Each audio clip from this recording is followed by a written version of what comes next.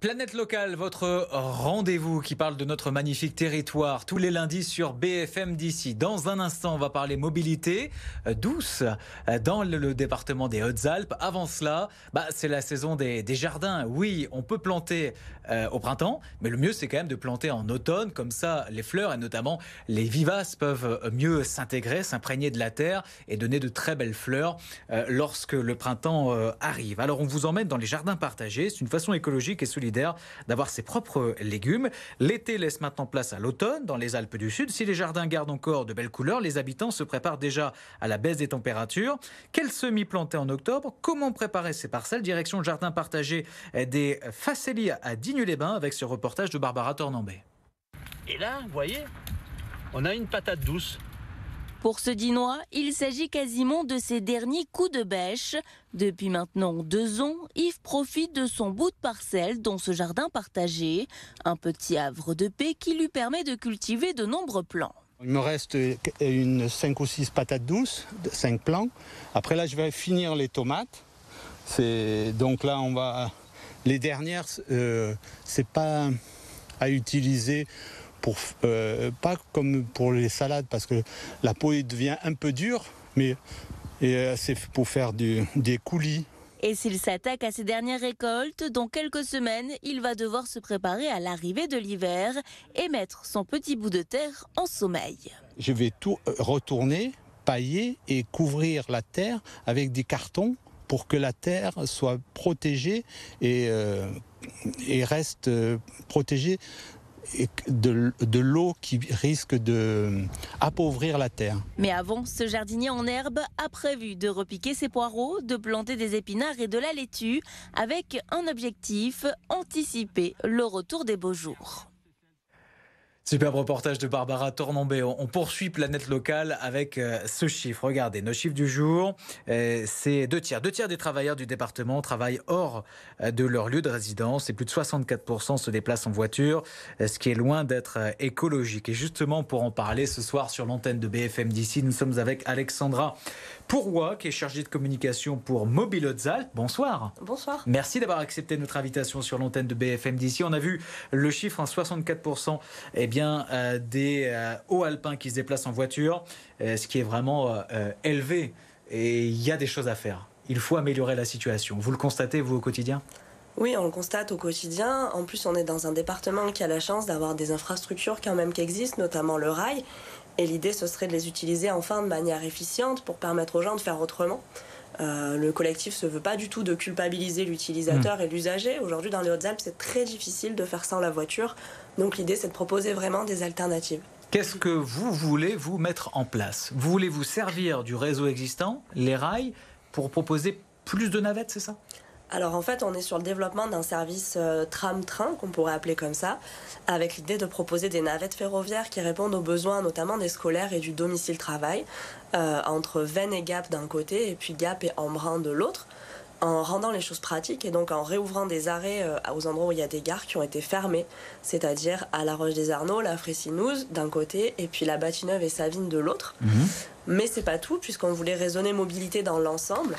Donc l'idée, c'est qu'une fois que ces besoins-là, le long de la voie ferrée, seront relevés par le train, l'idée, ce serait de redispatcher les cars qui sont aujourd'hui, qui assurent les manquements qui ne sont pas remplis par le train, de les redispatcher plutôt vers les vallées qui sont enclavées et mal desservies. Vous prenez la vallée de l'Avance aujourd'hui, qui est une vallée dont on ne peut pas dire qu'elle est enclavée, mais qui n'a aucune desserte en transport en commun, par exemple, et donc ça mériterait d'être amélioré.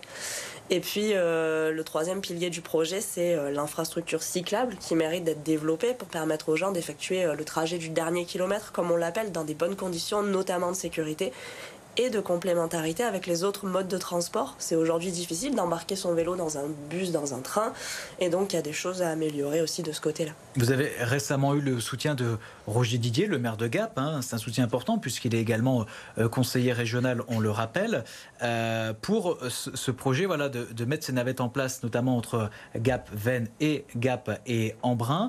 Qu'est-ce qui reste à faire alors maintenant? Qui il faut convaincre? La SNCF, la région, les deux? Alors, on a eu la chance de rencontrer la SNCF qui nous a reçus notamment via sa directrice régionale TER au début du mois de juillet. C'est un projet qui suscite de l'intérêt de leur côté et on a eu des encouragements sur l'idée de poursuivre et d'aller dans ce sens.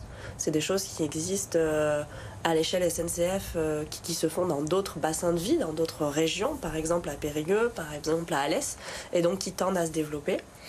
Et un de nos interlocuteurs clés, c'est la région, puisque la compétence transport au niveau du ferroviaire reste une compétence régionale. Et on les rencontre jeudi, donc on espère avoir des bonnes nouvelles suite à cet entretien. Qu'est-ce que vous attendez justement de cet entretien avec la région ?